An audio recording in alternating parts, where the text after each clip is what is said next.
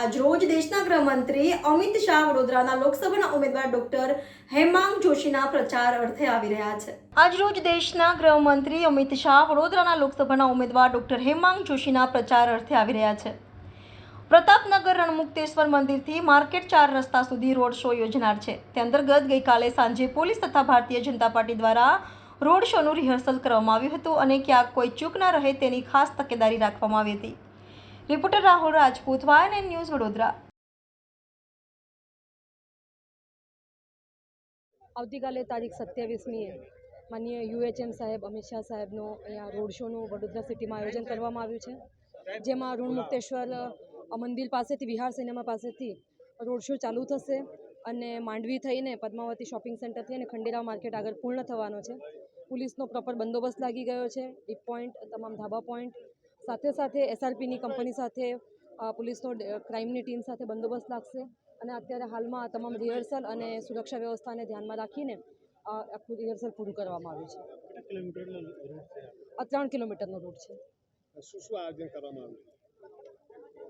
Police તરફથી SRPની company છે, ક્રાઇમની team છે અને લોકલ પોલીસ હોમગાર્ડ સાથે આખું પૂર્ણ બંદોબસ્ત ફાળવવામાં આવેલો છે।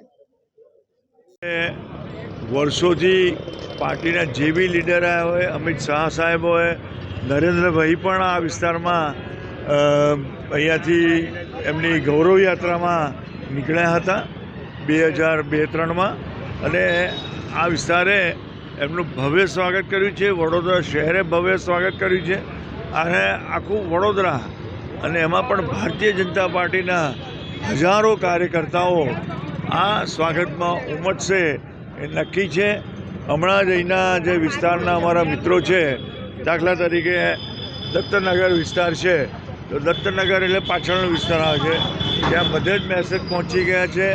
અહીંયા આગળ કુંભારવાડા છે, કુંભારવાડામાં પણ મેસેજ પહોંચી ગયો છે અને વણઝારાવાસ છે જે અહીંયા મંદિરની પાછળના ભાગમાં છે, આપણું આ ગીતા મંદિર, તો ત્યાંના બી મિત્રો બધા જ બહાર રસ્તા પર આવશે અને અમિતભાઈનું ભવ્ય સ્વાગત થાય વડોદરા શહેરમાં એ પ્રમાણેના અમારા પ્રયાસો છે અને આ વિસ્તારમાં ભૂતકાળમાં પણ ભવ્ય સ્વાગત થયું છે। આપ સૌ જાણો છો કે શિવજી કી સવારી હોય કે રામનવમીની રામ રથયાત્રા હોય, એ હમણાં જ રામનવમીની રથયાત્રા નીકળી વડોદરા શહેરે સ્વાગત કર્યું અને રામ રથયાત્રા લાલ કોટ સામે ભગવાન રામના મંદિર સામે પૂર્ણાહુતિ થઈ। એટલે આ રૂટ આમ જોવા જઈએ તો અમારા માટે મહત્ત્વનો છે અને અહીંથી જે મેસેજ જશે વડોદરાની 7 વિધાનસભાઓ, જેમાં 1 લોકસભા દીઠ 7 વિધાનસભાઓ આવે છે, સાથેમાં આ મેસેજ પહોંચશે એ નક્કી છે। સાથે વિધાનસભામાંથી પાર્ટીના કાર્યકર્તાઓ પણ અહીંયા આવવાના છે, ઉપસ્થિત રહેશે અને અમિતભાઈનું અભિવાદન કરશે નિશ્ચિત છે। અસ્તુ, વંદે માતરમ, ભારત માતા કી જય, અબકી બાર 400 પાર, જય જય શ્રી રામ, જય જય। ગૃહમંત્રી ગુજરાતના ભારતીય જનતા પાર્ટીના અને દેશના નેતા અમિતભાઈ જ્યારે વડોદરા મહાનગરમાં આવી રહ્યા છે ત્યારે વડોદરા ભારતીય જનતા પાર્ટીના કાર્યકર્તામાં અનેરો ઉત્સાહ છે।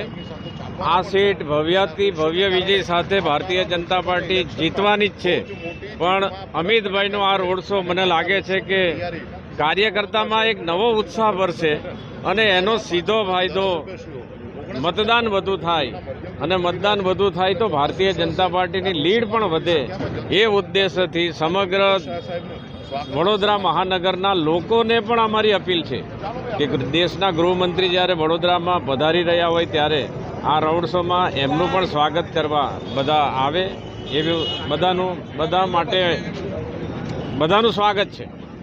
તો Subscribe now and press the bell icon. Never miss an update.